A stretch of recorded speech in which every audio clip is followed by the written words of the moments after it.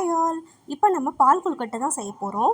இதுக்கு ஒரு பவுலில் 2 கப் அளவுக்கு அரிசி மாவு எடுத்துக்கோங்க.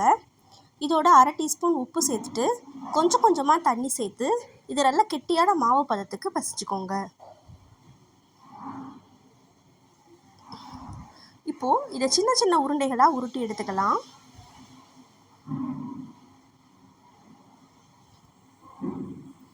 இது எல்லாத்தையும் ஒரு இட்லி பாத்திரத்தில் சேர்த்து ஒரு 5 நிமிஷம் அளவுக்கு ஃபுல் ஃப்ளேமில் வச்சிங்க அப்படின்னா இந்த மாவு உருண்டை எல்லாமே வெந்து வந்துடும்.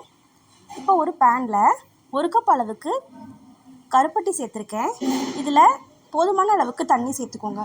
ஸோ நல்லா கருப்பட்டி கரைஞ்சதும் நம்ம வேக வச்ச கொழுக்கட்டை அப்புறம் 1 கப் திக்கான தேங்காய் பால் இதெல்லாம் சேர்த்து மிக்ஸ் பண்ணிவிட்டு ஒரு 10 நிமிஷம் இதை ஃபுல் ஃப்ளேம்லேயே வச்சு கொதிக்க வச்சிங்க அப்படின்னா நம்மளோட டேஸ்டியான பால் கொழுக்கட்டை ரெடி ஆகிடும். ட்ரை பண்ணி பாருங்கள், சூப்பராக இருக்கும். பாய்.